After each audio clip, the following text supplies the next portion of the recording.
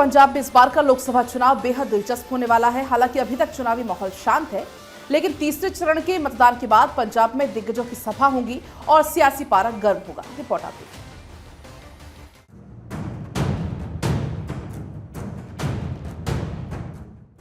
पंजाब में इस बार लोकसभा चुनाव दिलचस्प होने जा रहा है। दरअसल बीजेपी श्रोमणी अकाली दल का गठबंधन न होने से कांग्रेस और आम आदमी पार्टी की संभावनाएं बेहतर नजर आ रही हैं। यहाँ मुद्दों के केंद्र में किसान है तो फिजा में भगवान राम है। चर्चा में सीएम भगवंत मान है तो राजा रानी के साथ दल बदलू दूसरे नेता भी। यूपी के सीएम योगी आदित्यनाथ के मिट्टी में मिलाने और फातिहा पढ़ाने वाले बयान चर्चाओं में है, तो वहीं राम मंदिर की बातें भी खूब हो रही हैं। पर ये बातें सियासत पर कितना फर्क डालेंगी, इसका आकलन तो चुनाव के नतीजों से ही होगा। पंजाब में 3 बड़े फैक्टर। किसान बीजेपी से नाराज। दूसरा, राम मंदिर से बीजेपी की उम्मीदें बढ़ी हैं। तीसरा, दलितों और सिखों में भी बीजेपी की सेंध। लंबे समय से आंदोलन करने वाले किसान किसी एक पार्टी के साथ नहीं हैं। अलग अलग सीटों पर अलग अलग कारणों से आप, कांग्रेस और अकाली दल में वो बट रहे हैं। आपके लिए निराशा की बात यह है कि राज्य में एमएसपी का वादा पूरा न कर पाने से बड़ा तबका कांग्रेस और अकाली में बंटता दिख रहा है। हालांकि फ्री बिजली के चलते एक तबका साथ है।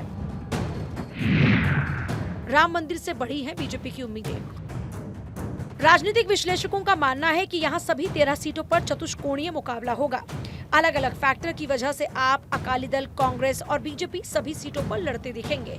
पहले शहरी हिंदू कांग्रेस के साथ थे, राम मंदिर बन जाने से तबका बीजेपी में ज्यादा दिख रहा है। दलित सिखों में भी बीजेपी की सेंध।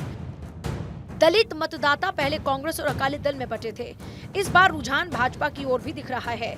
सिख मतदाता मुख्य रूप से कांग्रेस और अकाली दल में बंटते नजर आ रहे हैं। कई बड़े सिख नेताओं को लाने से सिख मतदाताओं में भी भाजपा सेंधमारे की उम्मीद कर रही है। प्रवासी फैक्टर की कई सीटों पर भूमिका। पंजाब में किसानी से लेकर मंडियों तक में यूपी, बिहार के प्रवासी रहते हैं। राजस्थान, झारखंड और हिमाचल के प्रवासी सर्विस सेक्टर में मिल ही जाते हैं। कई तो यहाँ के बाशिंदे तक हो गए।